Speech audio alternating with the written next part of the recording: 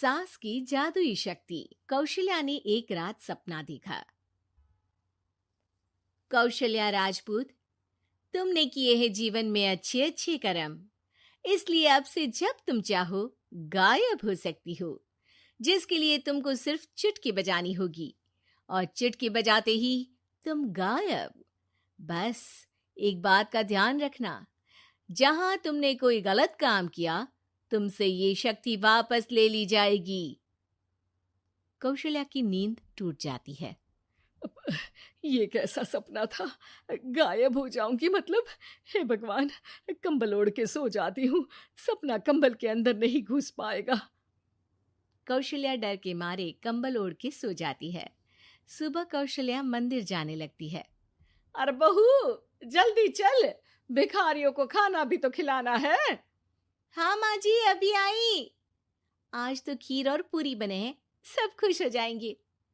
दोनों सास बहू कार से खाने का सामान लेकर मंदिर पहुंचते हैं और भगवान की आराधना के बाद मंदिर के बाहर बैठे भिखारियों को खाना खिलाने लगते हैं। दीदी, आप हर हफ्ते आते हो, इतना सारा करते हो हम लोगों के लिए। मैं आपके लिए रोज अलग से दुआ मांगता हूँ। ये तो फर्ज है हमारा। दीदी, थोड़ी पैसों की मदद हो जाती तो अच्छा होता। बड़े चौराहे पे मेरी बीवी भीख मांगती है, उसका इलाज करवाना है, 100-200 रुपए लग जाएंगे। कौशल्या उसी वक्त भिखारी को 500 का नोट दे देती है और दोनों सास बहू वहां से लौटने लगती हैं। तभी कौशल्या को कोई शंका होती है। अब बहू रुक, तो मैं अभी आई। कौशल्या वापस वहीं जाती है तो देखती है कि भिखारी वहां है ही नहीं। कौशल्या को रात का सपना याद आता है। वो चुटकी बजा के गायब हो जाती है और सीधे भिखारी के पास पहुंचती है, पर भिखारी को वो दिखाई नहीं देती। कौशल्या देखती है कि भिखारी उन पैसों से शराब खरीद रहा है और कौशल्या उसे वहीं एक चाटा मारती है। अरे कौन है बे? एक और चाटा पड़ता है। अरे कौन है? कौन है? हिम्मत है तो सामने आओ। भिखारी को झूठ बोलने पर तड़ातड़ चांटे पड़ते हैं। वो वहां से भाग खड़ा होता है। कौशल्या चुटकी बजा के वापस बहू के पास आ जाती है और मन ही मन सोचती है, ऐसे तो मैं कितने गलत काम रोक सकती हूँ, कितनी ताकतवर हूँ मैं, किसी को पता भी नहीं चलेगा। सासू माँ, आप क्या सोच रही हो? अब कुछ नहीं, कुछ भी तो नहीं। ठीक है, मुझे ना थोड़े पैसों की जरूरत थी। मेरे कजिन भाई है ना, उनकी तबीयत थोड़ी इधर उधर हो रही है। वो तो खुद से नहीं कहेंगे कि पैसे दे दो, पर बहन होने के नाते मेरा तो फर्ज बनता है ना कि भाई की मदद करूं। अरे हाँ हाँ, ले जाना पैसे। पैसे इसीलिए तो कमाते हैं कि जरूरत में काम आ सके। घर पहुंच के कौशल्या अपनी बहू को 10,000 रुपए दे देती है।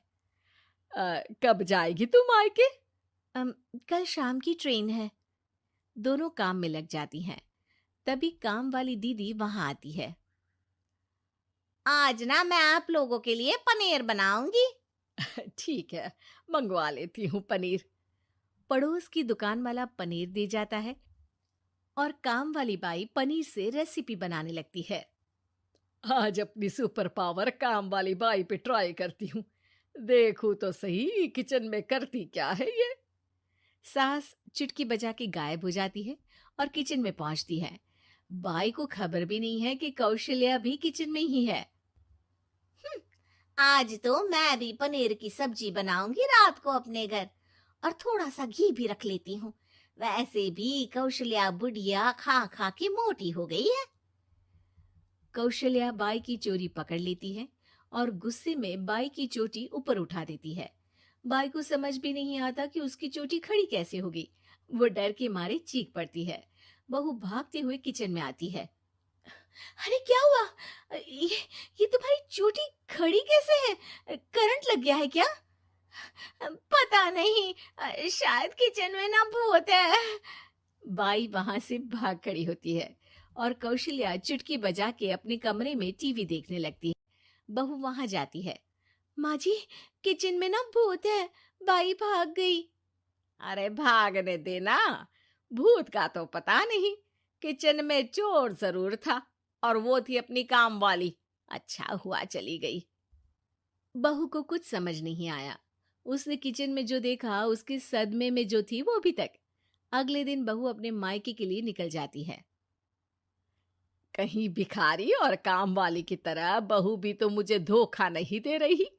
अरे कहीं वो पैसे ले जाके शॉपिंग तो नहीं करने वाली ना। अभी पता लगाती हूँ। मुझसे कुछ छिपा है भला। जैसे भगवान सब देख रहा है वैसे ही मैं भी सब देख रही हूँ। सास को अपनी शक्ति पर घमंड आ गया था। वो अब अच्छे काम करने की जगह अपनी शक्ति का इस्तेमाल खुद का शक मिटाने के लिए कर रही थी।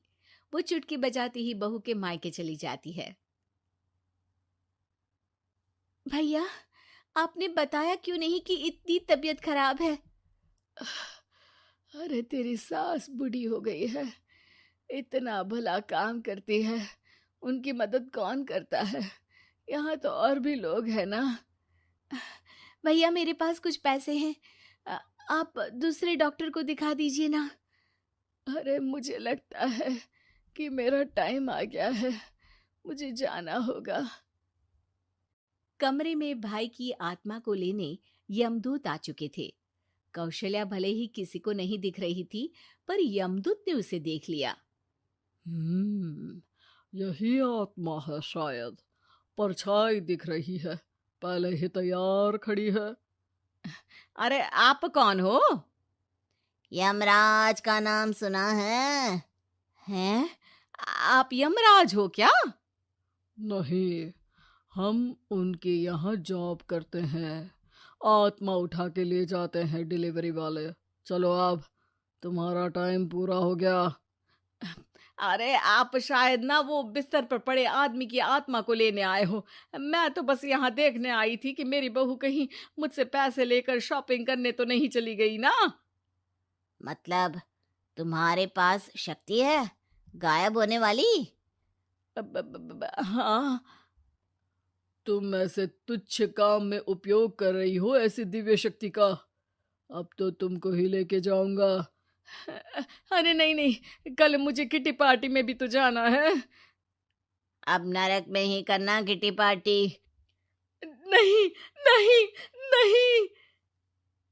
3 बार नहीं क्यों बोल रही हो? टीवी सीरियल चल रहा है क्या एकता कपूर का? अरे प्लीज मुझे जाने दो। आप तो उस बीमार आदमी की आत्मा को लेने आए थे ना। गलत डिलीवरी करोगे तो यमराज डांटेगा ना। बात तो सही कर रही हो, पर हमको उस पे दया आ गई। अभी उसकी उम्र ही क्या है, पर कुछ तो लेके जाना पड़ेगा ना। एक काम करो, अपनी शक्ति दे दो, गायब होने वाली। हैं? अरे क्यों? तुम पृथ्वीलोक का भ्रष्टाचार रोक सकती थी, चोरी रोक सकती थी, अरे कोरोना रोक सकती थी, पर तुमने अपनी बहू की जासूसी करना शुरू कर दिया। अरे लेकिन किंतु परंतु। यमदूत सास की शक्ति लेके वापस चले जाते हैं। कौशल्या की परछाई हवा से नीचे गिरती है और जमीन पे आते आते कौशल्या का शरीर सामने आ जाता है। अरे लग गई, कितने ऊपर से फेंका। माँ जी, आप यहाँ ऊपर से कैसे गिरी? अरे समदन जी, आप अचानक कमरे में। सब घबरा जाते हैं। सास बहू को सारी बात बता देती है। ये लो आपके 10,000 रुपये। आपको मुझ पे इतना भी भरोसा नहीं है? अरे बहन, मुझे दर्द नहीं हो रहा है, अब अचानक से सब अच्छा होने लगा है। अरे तो फिर बिस्तर से उठ जाओ और मुझे लेटने दो। गिरी हूं ऊपर से तो पूरा बदन दुख रहा है। भाई को तो यमदूत ठीक करके जाते हैं, पर कौशल्या देवी दर्द के मारे बिस्तर पर आ जाती हैं।